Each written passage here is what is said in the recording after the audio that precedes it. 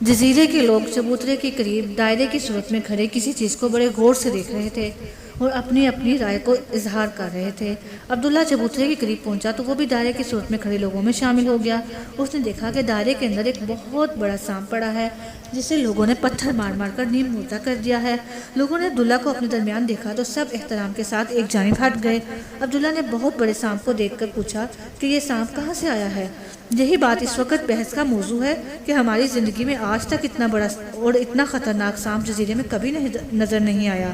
کسی کا خیال ہے کہ یہ سمندری سانپ ہے، کوئی اس رائے کا اظہار کر رہا ہے کہ یہ جزیرے ہی کا پلا بڑا ہے، لیکن ہمیں پہلی بار نظر آیا ہے۔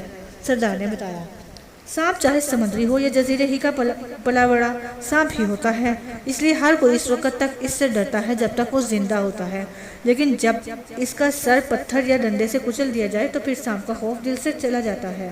جزیرہ نماء عرب میں سرداران مکہ اور ان کے حلیف قبائل بھی خطرناک سانپ کی طرح تھے جن سے پورا عرب خوف زدہ تھا، لیکن جب عبداللہ نے اتنا ہی کہا تھا کہ سردار نے کہا، آج تو سب سے سچی کہانی دائرے میں کھڑے لوگوں کے درمیان اچانک شروع ہو گئی ہے۔ میرے خیال میں نیم مردہ سانپ کا سر مکمل طور پر کچل کر اسے دور پھینک دیا جائے اور تمام لوگ چبوترے کے قریب اپنی اپنی جگہ پر بیٹھ جائیں تاکہ عبداللہ اپنی گفتگو شروع کر سکے۔ تھوڑی دیر میں سب لوگ اپنی جگہ پر بیٹھ گئے تو عبداللہ نے اپنی بات دوبارہ شروع کی۔ جب سرداران مکہ اور ان کے حلیف قبائل کو مسلمانوں کی جانب سے مسلسل اور پے در پے جنگوں میں نقصان کا سامنا کرنا پڑا اور سانپ کی طرح ان کا سر کچل دیا گیا تو ان کا سارا رعب اور دبدبہ ختم ہو گیا۔ وہ قبائل جو ڈر اور خوف کی وجہ سے سرداران مکہ کا ساتھ دینے پر مجبور تھے، انہوں نے جب دیکھا کہ اب مسلمان ایک قوت کے طور پر ابھر رہے ہیں تو انہوں نے مسلمانوں کا حلیف بننے کی ترجیح دی۔ اس نئی صورتحال کی وجہ سے جزیرہ نماء عرب کا منظر تیزی سے بدلنے لگا۔ مسلمان سال ہر سال کی آزمائشوں کے بعد اس قابل ہوئے کہ سر اٹھا کر چل سکیں۔ کیا اس صورتحال میں مسلمانوں نے مکہ پر حملہ کر کے سرداران مکہ سے بدترین مظالم کا بدلہ لینے کا پروگرام بنایا؟ لاکھوں نے پوچھا۔ رحمت دو جہاں صلی اللہ علیہ وسلم تو سراپا رحمت تھے جو دشمنوں کو بھی دعا دیا کرتے تھے، وہ کسی پر ظلم و ستم کرنے کا تصور بھی نہیں کر سکتے تھے، اسی لیے رحمت دو جہاں صلی اللہ علیہ وسلم نے ہمیشہ عفو و درگزر سے کام لیا۔ عبداللہ نے بتایا، اس صورتحال میں تو سرداران مکہ اپنے حال میں مگن ہو گئے ہوں گے اور مسلمان مدینے میں امن و سکون سے رہنے لگے ہوں گے۔ باقیوں نے خیال ظاہر کیا۔ حالات پرسکون ہوئے تو رحمت دو جہاں صلی اللہ علیہ وسلم کو اللہ کے گھر خانہ کعبہ کی شدت سے یاد آنے لگی۔ آپ نے 6 سال پہلے اپنے آبائی شہر مکہ کو اس حال میں چھوڑا تھا کہ ان کے قریبی عزیز و اقارب اسلام دشمنی میں ان کے خون کے پیاسے ہو گئے تھے، لیکن اب حالات میں بہت تبدیلی آ گئی تھی۔ ایک روز رحمت دو جہاں صلی اللہ علیہ وسلم نے اپنے جانثار صحابہ کو بتایا کہ میں نے خواب میں دیکھا ہے کہ میں نے آپ لوگوں کے ساتھ خانہ کعبہ کا طواف اور عمرہ کیا ہے۔ اللہ کے نبی کا خواب سچا ہوتا ہے، اس لیے آپ کے جانثار ساتھیوں نے جب یہ خواب سنا تو ان کی خوشی کا کوئی ٹھکانہ نہ رہا، کیونکہ انہیں یقین تھا کہ اب وہ رحمت دو جہاں صلی اللہ علیہ وسلم کے ساتھ مکہ جا کر خانہ کعبہ کا طواف اور عمرہ کریں گے۔ رحمت دو جہاں صلی اللہ علیہ وسلم نے صحابہ کرام کو عمرے کے سفر کی تیاریوں کا حکم دے دیا۔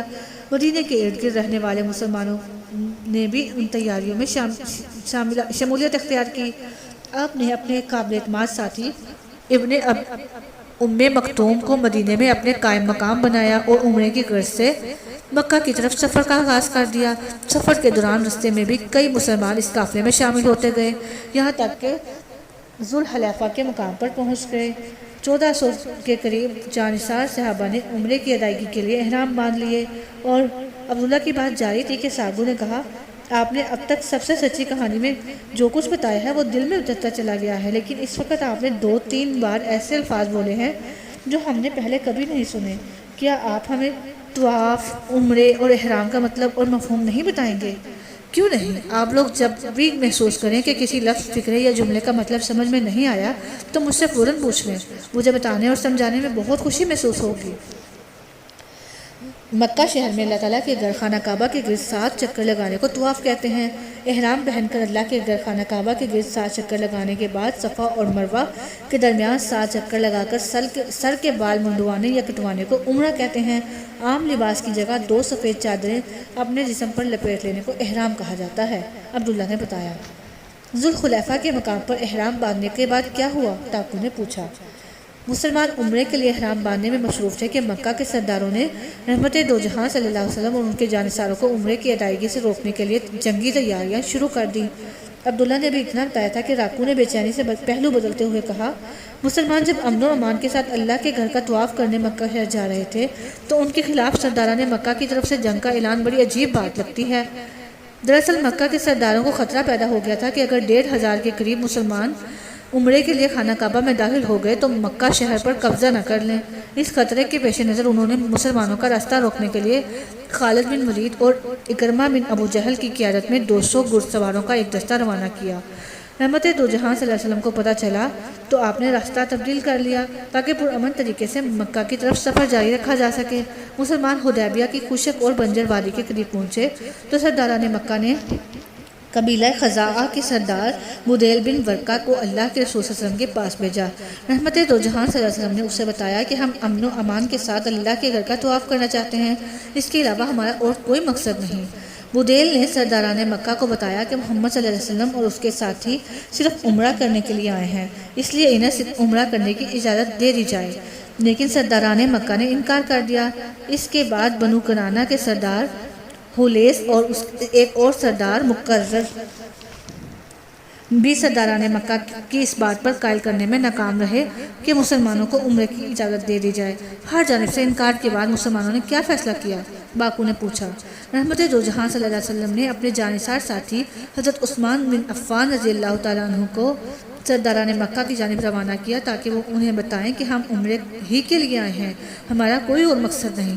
آپ نے سیدنا عثمان رضی اللہ تعالیٰ عنہ کو یہ ہدایات بھی دیں کہ وہ مکہ میں قیام پذیر کمزور مسلمان مردوں اور عورتوں کو فتح خوشخبری دیں تاکہ کہ عنقریب اللہ تعالیٰ اپنے دین کو مکہ میں بھی غالب کرنے والا ہے، پھر کسی مسلمان کو کسی سے ڈرنے کی ضرورت نہیں ہوگی۔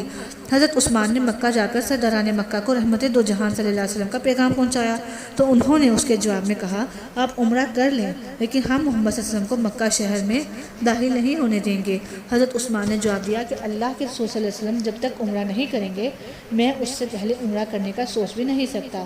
یہ سن کر سرداران مکہ نے حضرت عثمان رضی اللہ تعالیٰ عنہ کے ساتھ بات چیت کرنے کی غرض سے انہیں اپنے پاس روک لیا۔ حضرت عثمان کسی بھی قسم کی خبر لے کر واپس نہ پہنچے تو مسلمانوں میں یہ افواہ پھیل گئی کہ سرداران مکہ نے حضرت عثمان کو شہید کر دیا ہے۔ اللہ کے رسول صلی اللہ علیہ وسلم نے سنا تو آپ صلی اللہ علیہ وسلم نے فرمایا، عثمان کا بدلہ لیے بغیر ہم یہاں سے نہیں جائیں گے۔ رحمت دو جہاں صلی اللہ علیہ وسلم ایک درخت کے نیچے تشریف فرما تھے۔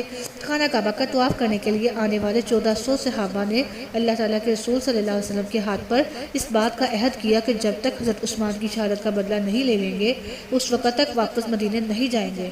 پھر کیا ہوا؟ ساگو نے بےتاب ہو کر پوچھا۔ جب مکہ کے سرداروں کو پتہ چلا کہ عثمان رضی اللہ تعالیٰ عنہ کو مکہ میں روک لینے سے مسلمانوں میں یہ افواہ پھیل گئی ہے کہ عثمان کو شہید کر دیا گیا ہے اور اب وہ ان کے قتل کا بدلہ لینے کے لیے مرنے مارنے پر تیار ہو گئے ہیں، تو انہوں نے ڈر کے مارے حضرت عثمان رضی اللہ تعالیٰ عنہ کو اپنے نمائندے سہیل بن عمر کے ساتھ رحمت دو جہاں صلی اللہ علیہ وسلم کی خدمت میں خاص پیغام کے ساتھ بھیج دیا۔ وہ خاص پیغام کیا تھا؟ تاکو نے پوچھا۔ سرداران مکہ کے نمائندے سہیل بن عمر نے رحمت دو جہاں صلی اللہ علیہ وسلم کی خدمت میں حاضر ہو کر کہا، مکہ کے سرداروں کی خواہش ہے کہ آپ اس سال عمرے کے بغیر واپس مدینے چلے جائیں، البتہ اگلے سال 3 دن کے لیے آپ عمرے کے لیے آ سکتے ہیں۔ ان 3 دنوں میں ہم لوگ مکہ شہر خالی کر کے چلے جائیں گے۔ 10 سال تک ہمارے اور آپ کے درمیان امن رہے گا اور ایک دوسرے سے جنگ نہیں ہوگی۔ لوگوں کو اختیار ہے کہ چاہیں تو آپ کا دین اختیار کر لیں اور چاہیں تو ہمارا دین اختیار کر لیں۔ اگر ہمارا کوئی آدمی بھاگ کر آپ کے پاس چلا جائے گا تو آپ اسے ہمیں واپس کر دیں گے، لیکن آپ کا کوئی آدمی ہمارے پاس آ جائے گا تو ہم اسے واپس نہیں کریں گے۔ کیا محمد اور صلی اللہ علیہ وسلم اور اس کے جانثاروں نے ان تجاویز کو مان لیا؟ ساگو نے پوچھا۔ مسلمانوں کو اس قسم کی توہین امیز شرائط بالکل قابل قبول نہیں تھیں، لیکن اس کے باوجود رحمت دو عالم صلی اللہ علیہ وسلم نے ان شرائط کو قبول کرتے ہوئے سرداران مکہ سے معاہدہ کر لیا۔ یہ معاہدہ باقاعدہ طور پر لکھا گیا اور رحمت دو جہاں صلی اللہ علیہ وسلم اور سہیل بن عمر نے اس پر دستخط کیے۔ اس معاہدے کو صلح حدیبیہ کہا جاتا ہے۔ جب محمد صلی اللہ علیہ وسلم نے اپنے جانثار ساتھیوں کی خواہش کے برعکس حدیبیہ کے مقام پر سرداران مکہ سے توہین امیز شرائط پر معاہدہ کر لیا تو انہوں نے ناراضگی اور غصے کا اظہار تو نہیں کیا؟ تاکو نے پوچھا۔ رحمت دو جہاں صلی اللہ علیہ وسلم نے اپنے جانثار ساتھیوں کو بتایا کہ جو معاہدہ بظاہر ہماری ناکامی اور پسپائی ظاہر کرتا ہے وہ در حقیقت اللہ تعالیٰ کے نزدیک مسلمانوں کے لیے واضح فتح کی حیثیت رکھتا ہے۔ رحمت دو جہاں صلی اللہ علیہ وسلم کا یہ فرمان اس وقت کے حالات و واقعات کے بالکل برعکس تھا، لیکن آپ کے جانثار ساتھیوں نے ارشاد نبوی صلی اللہ علیہ وسلم سن کر فوراً سر تسلیم خم کر دیا۔ عبداللہ نے بتایا، صلح حدیبیہ کے بعد کیا ہوا؟ راکو نے دریافت کیا۔ رحمت دو جہاں صلی اللہ علیہ وسلم اور آپ کے جانثار ساتھی عمرے کی ادائیگی کے لیے قربانی کے جانور اپنے ساتھ لے آئے تھے۔ انہیں عمرے کی سعادت حاصل کیے بغیر وہیں ذبح کرنے اور سر کے بال منڈوانے کے بعد واپس مدینہ تشریف لے گئے۔ یہ کہہ کر عبداللہ نے سردار سے کہا کہ آج اتنا ہی کافی ہے، باقی باتیں کل ہوں گی۔ یہ کہتے ہوئے عبداللہ چبوترے سے اتر کر اپنی جھونپڑی کی طرف چل دیا۔